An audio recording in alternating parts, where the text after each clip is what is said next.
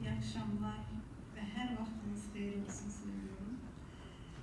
Ben 2 gün burada çok dikkatle herkesi dinledim. Çok acı sonuçlar olacak kararına gelmek istemiyorum ama istemesek bile bu böyledir. İstemesek bile bu böyledir. 1 milyar engellisi olan dünyanın engellisinin büyük bir hissesi Türkiye'dedir. Bugünkü toplantı için Deysam rehberliğine çok fedakar, hakikaten sözün hakiki manasında çok fedakar Hasan Feyzi Bey'e, Aylin Hanım'a, herkese, Azerbaycan adına, gazi kadınlar adına ve Engelsiz Dünya Birliği'nin Azerbaycan bölümü adına teşekkürümü bildiririm. Çok sağ olun. Bizi kaynaşmaya götürüyorsunuz. Dünya birbiriyle burada bağlaşır, burada buluşur, burada derdini paylaşır. Çok sağ olun. Ve ben biraz Azerbaycan hakkında konuşmak istiyorum. Biraz uzağa gideceğim. Yani 2. Dünya Savaşı'nda 20.000 Azerbaycan vatandaşı 2. Dünya Savaşı'nda harba katıldı. Ve evlerimizde olan annelerimiz altınlarını, döşeklerin yununu askerlere giyim yaptılar, çorap yaptılar. Bakü petrolu Sovyet'in savaşı kazanmasına hizmet etti. Uzun bir süre yaşadık. 1948'de Azerbaycan Türklerini bugünkü Ermənistan ərazisi sayılan, bugün Ermənistan ərazisi sayılan eski Azerbaycan ərazilerinden sürdüler. Çok sayılı insanlarımız engelliye çevrildi. Ve bir şey söyleyeyim. Burada 2 gündür profesörler, doktorlar araştırmalarını söylüyorlar ve o araştırmalarda gözle görünen ve doktorların rapor verdiği bedensel, zihinsel engellilerin sayısını ortaya koydular. Ama ben tam mesuliyetimle söyleyebiliyorum ki bugün Suriye vatandaşlarının her biri artık engellidir. Neden? Mayınlar patladı, bombalar yağdı, evler uçuruldu. Çocuğun gözü önünde babası kesildi, babanın gözü önünde çocuğu öldü. Ve tıp olarak bu insanların ne kadar sağlam kaldığını kimse rapor veremez. Engellidir diye bir rapor vermiyorlar çünkü gözle görünen engellilik yoktur.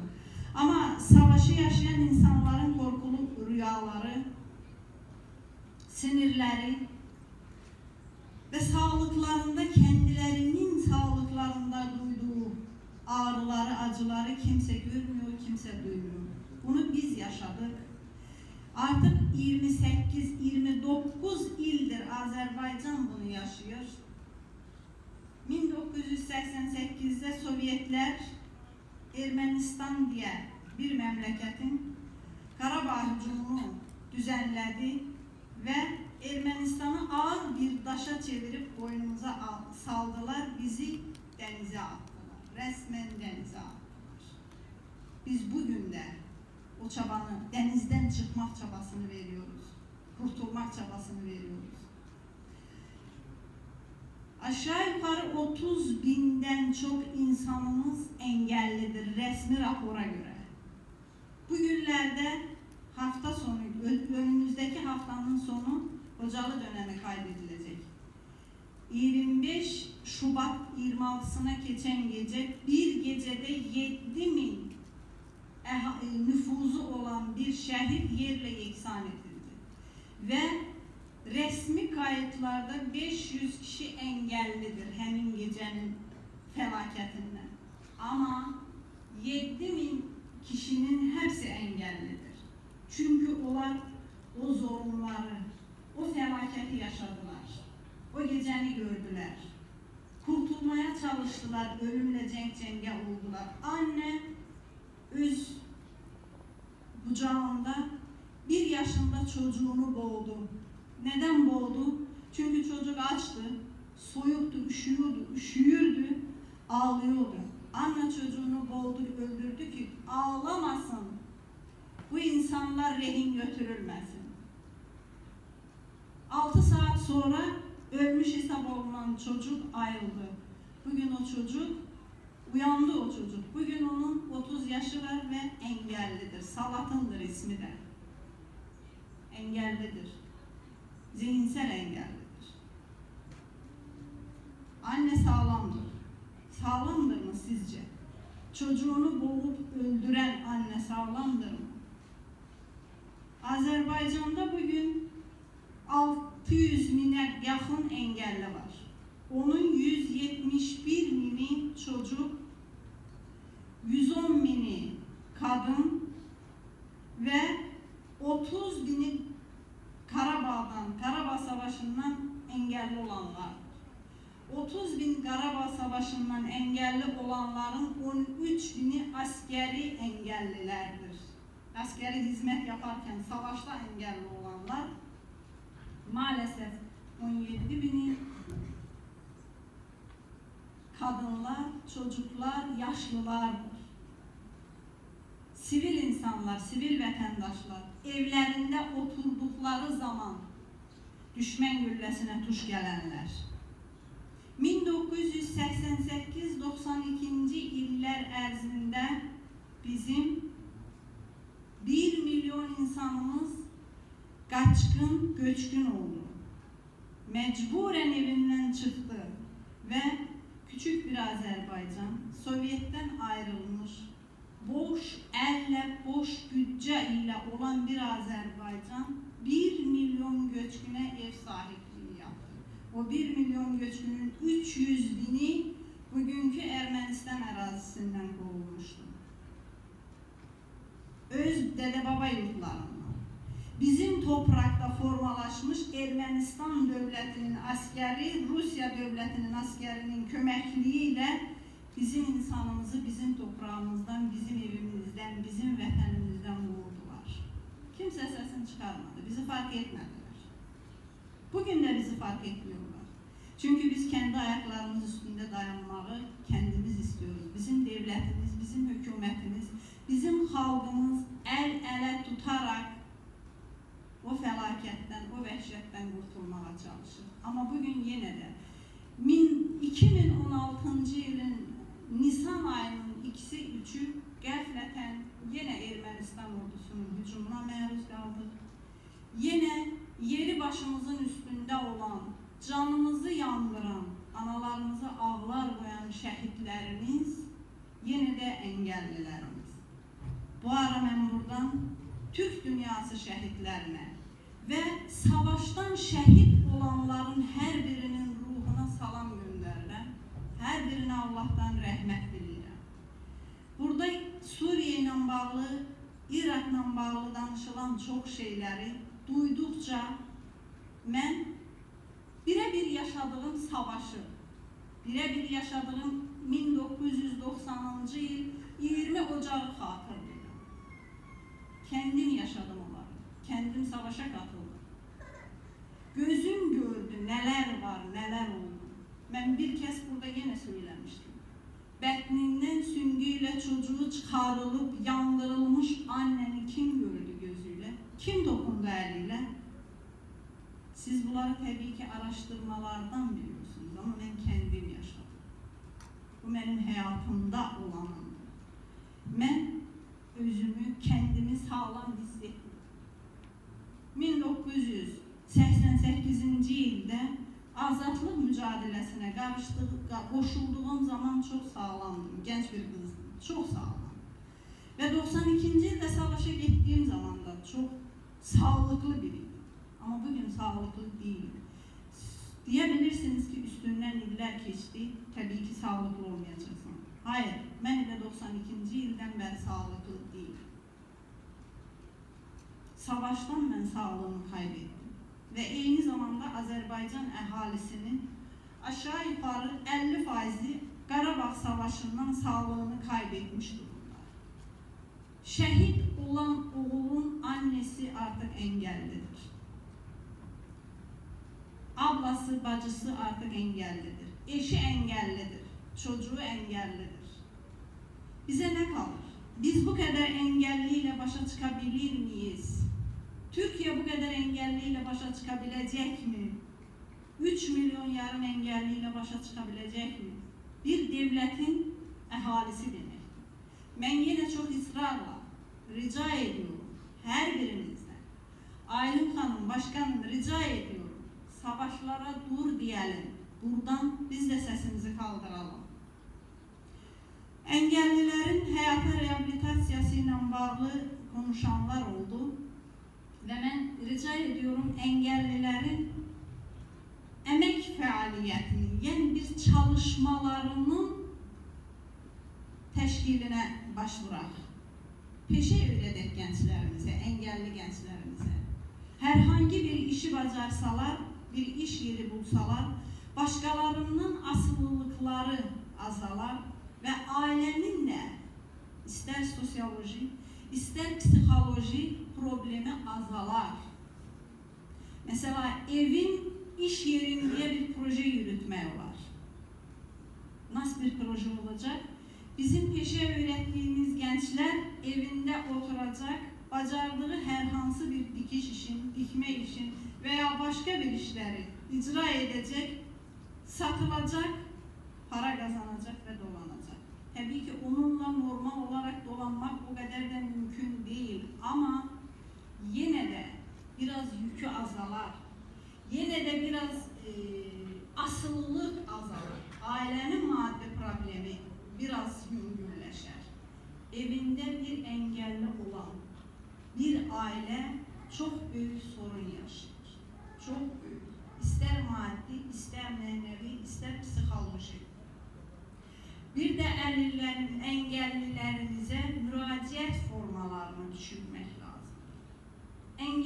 Bir engelliye engellisin demek, onun gönlünü yaralamak demektir. Azerbaycan'da bununla ilgili birkaç söz, mesela sağlamlık imkanları sınırlı insanlar veya engelliliği olan insanlar, tam engelli demiyoruz ama engelliliği olan insanlar söylüyoruz. Bunlar belki de biraz onların müracaat formasını yüngülleştirir. Ve ben buradaki ülkelerin, kaç ülkenin nümayəndəsi varsa her birinden bir daha rica ediyorum ki biz birlikte çalışmazsak, birlikte projeler yürütmezsek, tabii ki o projelerin merkezi Engelsiz Dünya Birliği veya bugünkü bizle 2 gün boyunca böyle güzel bir toplantı yürüten DİSAM olsun. DİSAM bu tür bir projelere başvursun ve engellilerin hayatını, yaşamını biraz yüngülleştirmek için bir şeyler hayata geçirsin. Azerbaycan'da biz birkaç dernekler yarattık, rehabilitasyon merkezler yarattık. 2008. yılda Dünya Birliği'nin bir anlaşması vardı. O anlaşmadan sonra Azerbaycan o anlaşmaya koşulduktan sonra evveller de engelliler için yurtlar vardı, peşe kursları vardı. Ama indi daha temelli olarak Azerbaycan engellilerle ilgili bir takım işler yapmaktadır. Ama 28 il muharebe aparan bir ülkede, 28 il savaşa, mecburen savaşa katılmış bir ülkede herkesin sorununu halletmenin mümkün olmadığını biliyorsunuz. Ülkem, vətənim her gün savaşa minlerle, milyonlarla manat veya dolar para harcamak zorundadır. Silah almak zorundadır. Halbuki o silah alınmazdı. O silahın əvəzinə vətəndaşın durumu yaxşılaşdırılardı. Biz yine savaşlara dur demek zorundayıq, mecburiyetindeyik. Suriye halkını istəyənlər bir utansınlar. Bir müxalifat adı qoyub və yaxud hakimiyyəti insanların üzərinə qaldırıb, öz vətəndaşını güllələyənlər bir utansınlar. Bizim durumumuz tamam başqadır. Biz müharibə aparan ölkəyik. İç savaş deyil bizdə, Allah qorusun, deyil. Biz sadəcə olaraq Rusiya ilə Ermənistanın və böyük güclərin saldırısına məruz qalmışıq. 1988-dən bugünə qədər, 1992-ci ildə 25 Şubatdan 26 Şubata keçən gecə Azərbaycan ərazisinin Xocalı şəhrini dünyanın ən qədim tarix mədəniyyət şəhri olan Xocalı şəhrini yerlə yeksan etdilər. Həmin savaşda, yəni bu savaş deyildi, saldırıda iştirak edən müstəqil Rusiya dövlətinin 366-cı alayı idi. Ermənistan ordusu deyildi. Bugün də Azərbaycanın ərazilərinin işğalda qalmasına yenə də nədən olan həmin alaylar, həmin ordular, həmin böyük güclər. Biz küçük görünsək belə o böyük güclərə qarşı gələ biliriz. İnsan olaraq, fərd olaraq, toplum olaraq. Bizim Bosniyalı dostumuz bayaq bir söz dedi, biz susmayınca, biz susunca bizi məhv edəcəklər. Biz susmayınca qalib olacağız. Mən Azərbaycan dövlətinin qonşu dövlətlərə qarşı gəlməsini heç istəmərəm. Azərbaycanın bir daşının, Türkiyənin bir daşının tərpənməsini heç istəmərəm. Amma fərd olaraq, vətəndaş olaraq haqsızlığı gördüyümüz zaman susarsaq, haqq bizə qənim olar. O yüzden biz ədaləti özümüzdə axtarmalıyıq. Biz əngəllilərimizə içimizdən, könlümüzdən, qəlbimizdən kömək eləməliyik. Yardım yapmalıyıq.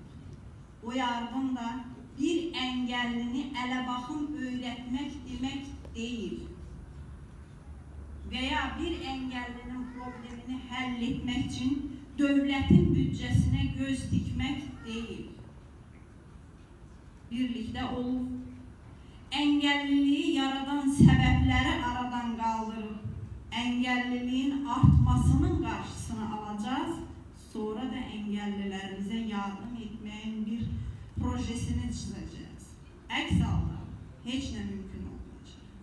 Belə toplantılar olacaq, Aylin xanım əziyyət çəkəcək, Hasan bəy əziyyət çəkəcək, çox əziyyət çəkəcəklər. Belə bir toplantının qurulmasının nə qədər zor olduğunu hər birimiz biliyoruz. Haqqınızı bizə helal edin. Çox gözəl toplantı qurmuşsunuz, amma sizin də bizdən hər halda bir tələbiniz olmalıdır. Bu toplantı sadəcə toplandıq, danışdıq, dağıldıq deyə olmasın. Ortada bir nəticə olsun. Lütfen, lütfen, lütfen ortada bir nəticə olsun. Mən oturum arkadaşlarımın hər birinə təşəkkür edirəm və oturum arkadaşlarıma Qarabağla ilgili birkaç material verdim, hərəsinə kimə nə yetişdi. Və təşəkkür edirəm hər birinizə qəbul etdiyiniz üçün. Rica edirəm, o materiallarla tanış olun. Baxın, mənim danışdıqlarımın hər biri kəlmə-kəlmə orada yerini bulur. Türkiye'de bunları bilenler çok, lap çok. Ama bilmeyenler de çoktur. Başka ülkelerin de bilmesini çok istəyirəm. Həqiqətlərimizin yayılmasını istəyirəm. Vətənin Qarabağın azad olunmasını istəyirəm. Vətənin Qarabağın işğaldan qurtarmasını istəyirəm. Milletimin, xalqımın, hökumətimin nəhayət ki, rahat yaşamasını istəyirəm. Və bir də buradan bir ana olaraq böyüklərimdən üzr istəyib bu sözü deyirəm. Bir ana olaraq analara müraciət etmək istəyirəm. Çocuklarınızı savaşa göndərməyin. Çocuklarınızı kimsəni öldürməyə göndərməyin. Çocuklarınızı insanca, ədalətli böyüdün. İstər erməni ol, İster kim olursan ol. Çocuğunun kulağına Türk senin düşmenindir deme. Biz kimseye düşman değiliz. Değiliz biz kimseye düşman. Bak bugünkü toplantı onu gösterir. Bugünkü toplantı bir sübuttur ki biz kimseye düşman değiliz. Biz beşerin, insanlığın, sağlığın, huzurun dostuyuz. Allah dünyamızı korusun. Her şeyden evvel Allah, mən həmişə belə deyirəm, mənim vətənimi qorusun, mənim Türkiyəmi qorusun, mənim Azərbaycanımı qorusun. Təşəkkür edirəm.